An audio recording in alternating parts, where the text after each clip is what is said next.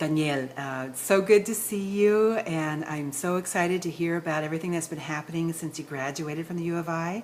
But let's back up a little bit and let's talk about your year in Spain.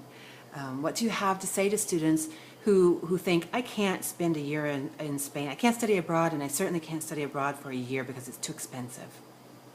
I would definitely say it is something that you not only want to consider, but especially if you're a Spanish major, that you would want to make that a priority.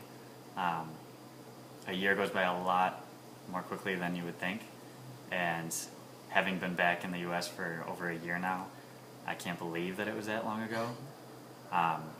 Financially, it's very similar to spending a year at college. You have, for the first time in your life, you're paying for housing and food and expenses, and it's a little bit more intimidating at first because you can't just pick up the phone and say, hey mom, transfer $20 so that I can buy some groceries.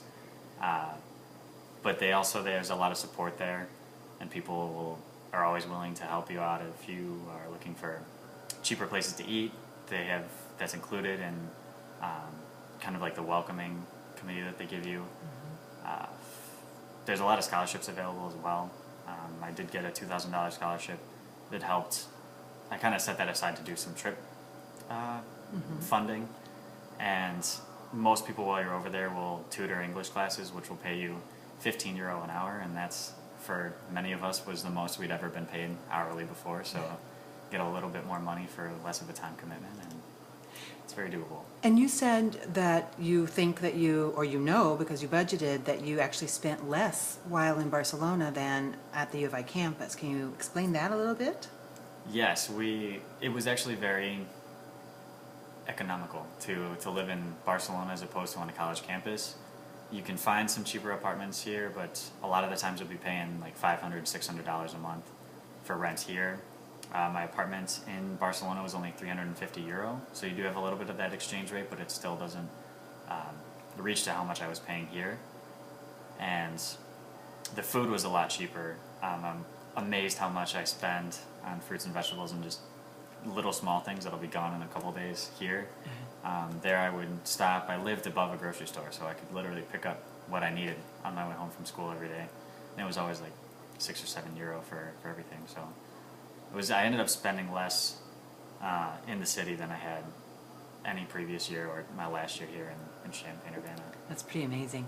Now, I know that some people think, oh, studying abroad for 1 year is too long. I'm just going to do a semester. What would you say to them? It's very interesting when you're there for a year because you see cycles of people studying abroad coming and going. And so the first couple months, you're going through those same like ups and downs of emotions yourself. And so you arrive with this fall semester group. And as they're getting to the point where they're like, I don't want to leave, I'm so happy here. And it's like mid-December, and you're saying goodbye to them, and you're like, oh, I still have more than half a year. So you kind of are grateful for that extra time. Then you see the winter break people come, and they have 2 or 3 weeks to experiment, and you're like, well, I've been here for 4 months, so I can help you out with things, and you kind of feel like you know the city, you're kind of an expert on transportation and food, and a lot of times like the local language stuff.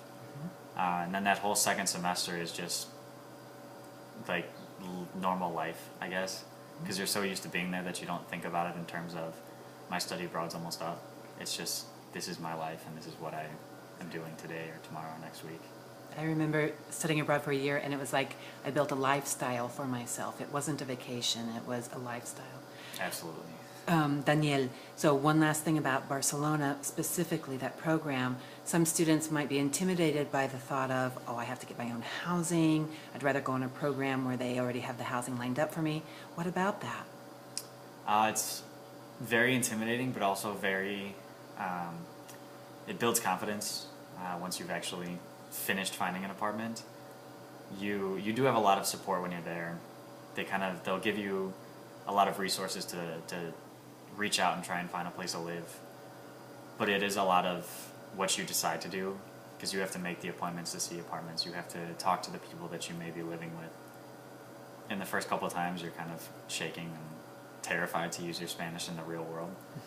But once you make that connection with someone and you realize this is someone that I could live with, this is a cool apartment, I like kind of the culture and the lifestyle that they have going on here, you have a sense of accomplishment because nobody did that for you. You did it for yourself, and you chose the place that you want to live. And even when you're going through that process, you're stressing out, and then you get back to the residency where you're staying for the couple of weeks at the beginning, and everyone else is going through the same thing.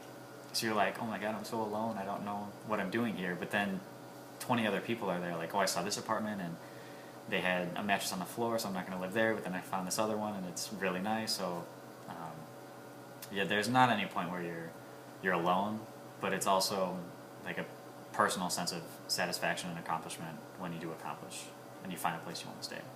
Gracias.